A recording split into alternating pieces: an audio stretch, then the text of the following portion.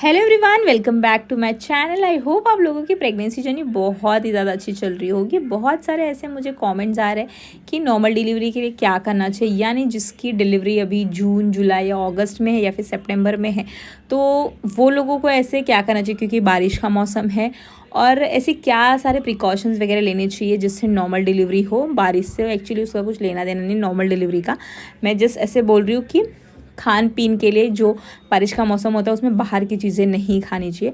So normal delivery के लिए आप लोगों को क्या करना चाहिए, हम इस वीडियो में वही बात करेंगे कि आप लोगों की अगर डिलीवरी ना जून, जुलाई, अगस्त में होने वाली है, नज़दीक आ गई है, तो आप लोगों को ऐसे एक्चुअली जितना ज़्यादा आप थर्ड ट्राइमेस्टर में प्रिकॉशंस लेते हो ना, वही आप लोगों के लिए बहुत ज़्यादा हेल्पफुल होता है। वैसे तो आप लोगों को फर्स्ट मंथ से लेकर 9 मंथ तक बहुत सारे ऐसे प्रिकॉशंस लेने होते हैं ड्यूरिंग द प्रेगनेंसी, जो आप लोगों को हेल्पफुल होते हैं नॉर्मल डिलीवरी के लिए। लेकिन जो थर्ड ट्राइमेस्टर होता है ना, यानी 7वां, 8वां, 9वां महीना जो होता है ना, वो बहुत ही ज़्यादा क्रूशियल होता है। उसमें आप लोगों को ज़्यादा ध्यान देना होता है। खासकर आप लोगों को 8वें और 9वें महीने में ज़्यादा ध्यान देना होता है, क्योंकि उसमें ऐसे बहुत सारे कॉम्प्लिकेशंस आ जाते हैं जो अनएक्सपेक्टेड होते हैं, लोगों ने सोचे भी नहीं होते हैं, वैसे हो जाते हैं। फिर लोगों की डिलीवरी होती है वो सी सेक्शंस हो जाती है, यानी सिजेरियन से करनी पड़ जाती है डॉक्टर को। एक्चुअली डॉक्टर्स भी ऐसे ही नहीं कर देते हैं, उनको जब बहुत कॉम्प्लिकेटेड सिचुएशन लगती है, केस लगता है, तो ही वो करते हैं, ताकि वो बेबी और जो उनकी मॉम है उनकी हेल्थ को कोई और ज़्यादा नुकसान ना हो। बेबी अंदर ही अंदर उसकी ऑक्सीजन लेने की जो ऑक्सीजन वगैरह लेने में उसे प्रॉब्लम हो रही होती है, इसके लिए डॉक्टर्स फट डिलीवरी कर देते हैं, फट से उन्हें लेबर में ले जाते हैं। तो ऐसी क्या जो प्रिकॉशंस है वो आप लोगों को करने चाहिए आपके थर्ड ट्राइमेस्टर में, यानी अगर आपकी जो डिलीवरी है वो जून, जुलाई, अगस्त में होने वाली है, जैसे कि मेरी भी डिलीवरी होने वाली है अगस्त मंथ में, तो ऐसे क्या प्रिकॉशंस है जो मैं लेती हूँ वो लूँगी। आई मीन अभी जस्ट शुरू ही होने वाला, मेरा 7 मंथ शुरू हो गया, तो अभी से सारे प्रिकॉशंस मुझे लेने पड़ेंगे, क्योंकि आप एक मतलब अचानक से सिर्फ 9 मंथ में कोई ऐसी चीज़ नहीं कर पाओगे नई नई जो आपने पहले से ना की हो, क्योंकि उस चीज़ की आदत बनानी होती है आपको। और प्रेगनेंसी ऐसी जर्नी है जिसमें आपको हर दिन कुछ नया नया करना पड़ता है, नई नई चीज़ें सीखनी पड़ती है, नए नए आपको, क्योंकि बॉडी में ऐसे बदलाव होते हैं जिसकी वजह से आप लोगों को बहुत कुछ झेलना पड़ता है, बहुत कुछ ऐसे स्टेप्स लेने पड़ते हैं जो आपको कंफर्ट की ओर लेके जाते हैं। तो बहुत ज़्यादा प्रॉब्लम तो सोने में होती है थर्ड ट्राइमेस्टर में, तो उसके लिए आपको सोने के लिए तकिया पैर के बीच में रख के दो। जो पैर आप सोते हो ना, लेफ़्ट करवट या राइट करवट, स्ट्रेट तो आपको बिल्कुल भी नहीं सोना है आपकी थर्ड जो आपका ट्राइमेस्टर होता है उसमें, यानी 7, 8, 9 मंथ में। यहाँ पे आप लोगों को ना जब आप सोते हो ना, तो एक तकिया रखनी होती है, लंबी सी तकिया एक आती है गोल वाली, वो आप अपने पैरों के बीच में रख के सो सकते हो, जिसकी वजह से ये चीज़ है ना, ये जो एक चीज़ आप करते हो ना रात भर, वो आपकी नॉर्मल डिलीवरी में हेल्प करती है और आप लोगों को कंफर्टेबली सोने में भी हेल्प करती है। तो बहुत ही ज़्यादा अच्छा होता है। अगर आपको डिस्कम्फर्ट हो रहा है सोने के लिए तो आप ये चीज़ें कर लो, बहुत ही ज़्यादा अच्छा है। और नॉर्मल डिलीवरी के लिए ऐसी क्या चीज़ें करनी है, तो एक ये चीज़ हो गई। सेकेंड ऐसी चीज़ हो गई ना कि आपको सुबह शाम 40-45 मिनट्स, यानी 40 मिनट्स या 45 मिनट्स आपको डेली वॉक करना है। रेगुलर वॉक आप करते हो ना, तो जिसकी वजह से आपकी पेल्विक की मसल्स है वो थोड़ी लूज़ होती है और ये नॉर्मल डिलीवरी के लिए बहुत ही ज़्यादा अच्छा होता है। तो वॉक प्रेगनेंसी में बहुत ही ज़्यादा अच्छा होता है। आप अगर चाहो तो स्टार्टिंग से इस चीज़ की आदत लगा सकते हो, यानी फर्स्ट सेकेंड मंथ से, मतलब फर्स्ट सेकेंड मंथ में इतना पता नहीं चलता, बट आप तभी से आदत लगाओगे ना, तो आपको फुल प्रेगनेंसी कोई भी तकलीफ़ नहीं होगी। सुबह आपको फ्रेश एयर में जाके वॉक करना है, जिसकी वजह से आपकी हेल्थ में भी अच्छा होगा। आपको ब्रीदिंग एक्सरसाइज भी करनी है, मतलब फ्रेश एयर में रहोगे तो ब्रीदिंग एक्सरसाइज करोगे, तो जिससे आप लोगों को बहुत अच्छा होता है, आप लोग अच्छे से सांस ले पाते हो, क्योंकि जब पेट में बच्चा बड़ा हो जाता है ना, तो सांस लेना भी थोड़ा मुश्किल हो जाता है। तो ब्रीदिंग एक्सरसाइज से ना आप नॉर्मल सांस ले सकते हो, जिसकी वजह से आप लोगों को प्रॉब्लम नहीं होगी। और रात को जो वॉक होता है वो बहुत ही ज़्यादा ज़रूरी होता है, क्योंकि जैसे ही हमारा 7, 8, 9 मंथ शुरू हो जाता है, हमारा बेबी दिन ब दिन डेवलप होने लग जाता है, पेट में बड़ा होने लग जाता है। तो जो हमारे खाना पीना है ना, वो खाने से हमारा पेट बहुत ही ज़्यादा टाइट हो जाता है। जो ये वॉक करोगे आप, वो बहुत ही ज़्यादा हेल्पफुल होती है आपके खाना पचाने में। उसके बाद आपको नींद भी बहुत ज़्यादा अच्छी आएगी। तो यहाँ पे आप लोगों को क्या करना है कि सुबह शाम 40-45 मिनट्स, नहीं तो चलो उतना नहीं तो आधा घंटा आपको ज़रूर वॉक करना है। उसके साथ साथ सुबह आप लोगों को ना थोड़ा डक वॉक कर लेना है, जिसकी वजह से ना, वही मैं बोली, पेल्विक की जो मसल्स है वो आप लोगों को लूज़ करना है। यही आपका मेन इंटेंशन है कि नॉर्मल डिलीवरी के लिए आपकी जो निचली बॉडी होती है ना, वहाँ पे जो मसल्स होती है वो जितनी एक्टिव रहेगी, जितनी वीक रहेगी, यानी weak in the sense flexible रहेगी, वो आप नॉर्मल डिलीवरी में बहुत ही ज़्यादा हेल्प करता है। तो उसको आपको कैसे करना है, उसकी बहुत सारी एक्सरसाइजेज आती हैं, बहुत सारे फूड आपको बर्ताव करना पड़ता है कि ये चीज़ें आपको नहीं खानी है, वो वजह से भी आप लोग ये चीज़ें कर सकते हो। तो यहाँ पे ये आपकी नॉर्मल डिलीवरी के लिए सेकंड चीज़ हो गई जो आप लोगों को करनी है कि वॉक करना है सुबह शाम। थर्ड चीज़ें ऐसी हो गई हैं कि देखो, एक तो गर्मी का मौसम चल रहा है, वैसे भी जून में बहुत जगह बहुत ज़्यादा गर्मी होती है। तो अगर आपको बहुत ज़्यादा ठंडा पानी पीने की क्रेविंग्स हो रही है कि बहुत ज़्यादा प्यास लगी है, आप नॉर्मल टेम्परेचर का पानी पी रहे हो बट वो आप लोगों की प्यास नहीं बुझ रही, तो बहुत सारे लोग तुरंत फ्रिज खोल के पानी निकाल के पी लेते हैं, या फिर कहीं बाहर गए हो जहाँ पे आप लोगों को बहुत ज़्यादा प्यास लगी है तो बिस्लरी वगैरह की बॉटल ख़रीद के फट से आप मिनरल वाटर पी लेते हो जो कि ठंडा होता है। बट आप लोगों को वो चीज़ अवॉइड ही करनी है, क्योंकि चलो 7-8 मंथ में आपने थोड़ा पिया तो ठीक है, बट 9 मंथ जैसे ही आता है आप लोगों को यहाँ पे बहुत ज़्यादा ये सब चीज़ों का प्रिकॉशन करना होता है कि ठंडी चीज़ें आप लोगों को ज़्यादा नहीं खानी है। ठंडी चीज़ें खाने से कैसा होता है ना कि जो आपकी पेल्विक की मसल्स होती है ना वो हार्ड होने लग जाती है।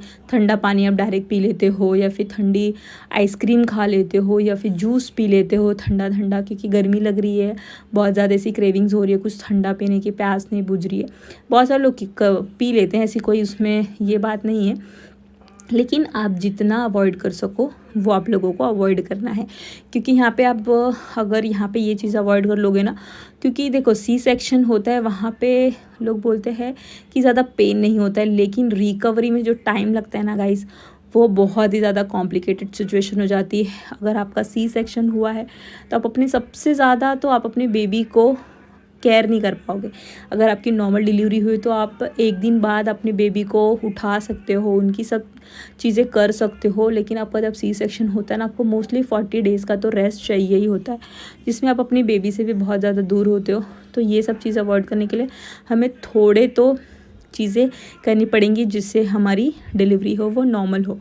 तो यहाँ पे ये चीज़ें करना बहुत ज़रूरी है। तो ठंडी चीज़ों से आपको 9वें महीने में तो एकदम ही दूर रहना है, क्योंकि ये जो अभी बारिश का समय आने वाला है तो कभी गर्मी रहेगी कभी ठंडी रहेगी, तो लोगों को बहुत ऐसे क्रेविंग्स होते हैं ठंडा पानी पीने की, तो वो आपको नहीं ही करना है। बहुत सारे लोग रात को आइसक्रीम वगैरह खा लेते हैं ठंडी ठंडी, तो आपको थोड़ा रूम टेम्परेचर पे आने तक उस चीज़ का वेट करना है, फिर आप वो खा सकते हो, ऐसी कोई बात नहीं है। तो चलो ये थर्ड चीज़ हो गई। या फोर्थ चीज़ पे हम आते हैं कि चौथी ऐसी कौन से प्रिकॉशंस है जो हमें लेने होंगे। तो जैसे कि आप सब जानते हो कि जून जुलाई अगस्त सितंबर मोस्टली ये 4 महीना बारिश का दिन होता है, और बारिश के दिनों में मक्खी मच्छर ये सब तो बहुत कॉमन हो जाते हैं।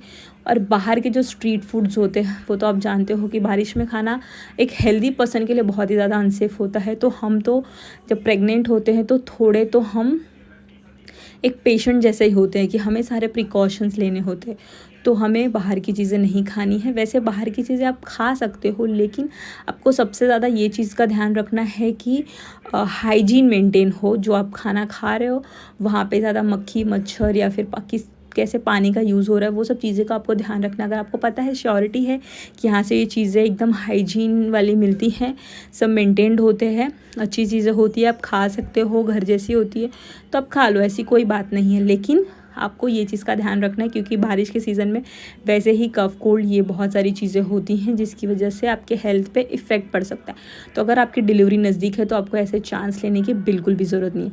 वैसे तो फुल प्रेगनेंसी 1 to 9 मंथ्स आप लोगों को बाहर का नहीं खाना चाहिए, बट बहुत सारे लोगों को क्रेविंग्स होती है, तो इस चीज़ का कोई उपाय नहीं है। मतलब हम कुछ कर नहीं सकते। अब भाई जीभ है, जीभ जब लटपटाए तो कुछ ना कुछ तो खाना पड़ेगा, तो उसके लिए हमें कुछ ना कुछ खाना पड़ता है, तो हम खा सकते हैं। बट एक चीज़ का आपको ध्यान रखना है, हाइजीन मेंटेन्ड है तो चलो ठीक है, आप खा सकते हो, उसे पचा सकते हो, बट उस चीज़ से आपकी हेल्थ पे इशू नहीं होना चाहिए। चलो ये चीज़ हो गई फोर्थ। अब फिफ्थ चीज़ पे आते हैं कि बहुत सारे लोगों को ना आजकल प्रेगनेंसी में डायबिटीज़ डिटेक्ट होने लग गए हैं। बहुत सारी ऐसी महिलाएं हैं जो प्रेग्नेंट होते हैं तो फर्स्ट ट्राइमेस्टर जब भी उनका चेकअप वगैरह करते हैं तो पता चलता है कि ये डायबिटीज़ के पेशेंट बनने वाले हैं, मतलब उन्हें डायबिटीज़ है। तो फिर ये क्या होता है, प्रेगनेंसी जाने के बाद फिर आपकी डायबिटीज़ मेंटेन हो जाती है, लेकिन आपको ड्यूरिंग द प्रेगनेंसी आपको फुल ध्यान रखना पड़ता है। ज़्यादा मीठा नहीं खाना है, ज़्यादा ऐसी चीज़ें नहीं खानी जिससे आप लोगों का डायबिटीज़ इंक्रीज़ हो जाए। तो ये चीज़ का बहुत ध्यान रखना है, क्योंकि डायबिटिक पेशेंट की नॉर्मल डिलीवरी कराना बहुत ही ज़्यादा मुश्किल हो जाता है। डायबिटीज़ तो हो गई, और ब्लड प्रेशर की जिसको बीमारी होती है, थायराइड की बीमारी होती है, तो ये सब चीज़ों में भी आपको प्रॉपर मेडिकेशन की ज़रूरत होती है। आपको प्रॉपर डॉक्टर की कंसल्ट लेके ये चीज़ को देखना है कि भाई उसको कैसे कंट्रोल में रख सके, क्योंकि अगर वो डिलीवरी के टाइम पे कंट्रोल में नहीं होंगी तो डॉक्टर्स सी सेक्शन करने पे मजबूर हो जाते हैं, उनके पास कोई चारा ही नहीं होता। तो यहाँ पे अगर आपका ब्लड प्रेशर है एकदम हाई पे रहता है तो नॉर्मल डिलीवरी होना पॉसिबल ही नहीं है। तो सॉरी दोस्तों, आप लोग यहाँ पे सी सेक्शन आपको लेना ही पड़ेगा। तो अब बात आती थायराइड। थायराइड से भी बहुत सारी ऐसी कॉम्प्लिकेशंस होते हैं प्रेगनेंसी में, जैसे कि थायराइड अगर होता है तो वज़न बहुत ज़्यादा बढ़ जाता है, और अगर वज़न ज़्यादा बढ़ जाता है तो नॉर्मल डिलीवरी बहुत रेयर चांस में होती है, और उसकी वजह से बेबी का भी वज़न है वो बढ़ता रहता है। इम्यूनिटिक फ्लूइड अंदर उसकी मतलब सारी चीज़ें बेबी को बहुत ज़्यादा न्यूट्रिशंस मिलते रहते हैं, तो बेबी का भी वेट बहुत ज़्यादा बढ़ता है। एक्चुअली न्यूट्रिशन नहीं मिलते रहते, थायराइड एक बीमारी है तो उसका इफ़ेक्ट बेबी पे भी पड़ता है। उसकी वजह से उसका भी जो वेट है वो 4 किलो से ज़्यादा होने लग जाता है। 4 किलो है वो अब नॉर्मल वेट है बच्चों का, जो कि नॉर्मल डिलीवरी के लिए अच्छा नहीं है। तो आप लोगों को आपके वेट पे प्लस आपके बेबी के वेट पे दोनों पे ध्यान रखना है। सो गाइज़, ये सब चीज़ें अगर आपकी डिलीवरी नज़दीक है तो ये सारे प्रिकॉशंस आपको लेने होंगे। अगर आप लोगों को डायबिटीज़, बीपी या थायराइड का इशू है तो प्रॉपर मेडिकेशन लीजिए, जैसे डॉक्टर ने आपको एडवाइस दिया है वो उस चीज़ों को फॉलो कीजिए। एक भी मेडिसिन स्किप मत कीजिए। अगर बीपी की ज़्यादा ब्लड प्रेशर की बीमारी है तो आप लोगों को नमक आपके खाने में बहुत ही कम कर देना चाहिए, चावल कम कर देना चाहिए, ऐसी चीज़ें नहीं खानी चाहिए। और 9वें महीने में आपको ऐसे कौन से फ्रूट्स खाने चाहिए या फिर कौन सी चीज़ें डाइट में रखनी चाहिए जिससे नॉर्मल डिलीवरी हो, तो चलिए उस बारे में बात कर लेते हैं। तो आप लोग ना दूध में खजूर डाल के पीना शुरू कर दीजिए। जैसे आपका 8वां महीना ख़त्म होता है, 9वां महीना शुरू होता है। बहुत बार लोगों का होता है कि फुल 9 मंथ्स प्रेगनेंसी जाती है फिर जाके डिलीवरी होती है पूरे 40 वीक्स, बट कुछ लोगों के ना 35 वीक्स 36 वीक्स में ही प्रेगनेंसी हो जाती है, मतलब सॉरी डिलीवरी हो जाती है।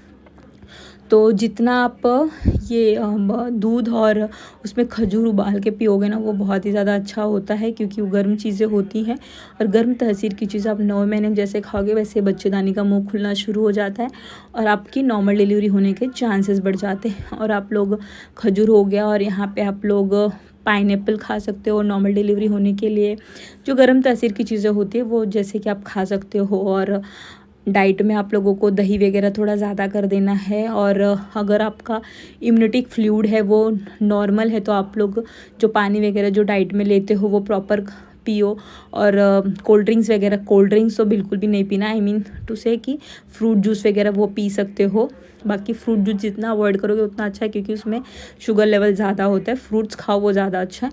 तो ऐसे फ्रूट्स खाओ जो खट्टे हो, यानी जैसे कि संतरा हो गया और मौसम्बी हो गया, ये सब चीज़ें आप खाओगे ना तो ये आप लोगों को नॉर्मल डिलीवरी में बहुत ज़्यादा हेल्प करते हैं। सो गाइज़, ये तो चलिए मैंने वीडियोस में इतनी चीज़ें बता दी, तो शायद ये आप लोगों को हेल्पफुल लगे और आप लोग भी इसे अप्लाई करो, क्योंकि मैं मेरी प्रेगनेंसी में इसे अप्लाई करने वाली हूँ। मैं भी अभी जस्ट 1-2 दिन में मेरा 3rd ट्राइमेस्टर चालू ही होने वाला, तो ये सब चीज़ें मैं अप्लाई करने वाली हूँ। और बात हो गई अब कि और सारी डिटेल्स, मतलब इससे भी बहुत ज़्यादा चीज़ें आप कर सकते हो, तो जो कि वो मैंने डिस्क्रिप्शन में डाले हैं। और यहाँ पे आप 9वां महीना आते आते बहुत सारे लोग स्ट्रेस में आ जाते हैं, तो स्ट्रेस आप लोगों की डिलीवरी नॉर्मल डिलीवरी के लिए बहुत ही ज़्यादा हार्मफुल है, तो स्ट्रेस से फ्री हो जाइए। और अगर ये वीडियो आप लोगों को हेल्पफुल लगती है तो इसे लाइक और शेयर करना बिल्कुल ना भूलें। प्रेग्नेंट लेडीज़ के साथ शेयर कीजिए ताकि उन्हें भी हेल्प मिले मेरी वीडियोज़ देख के। So guys, thank you so much for watching this video. Have a good day, bye bye, take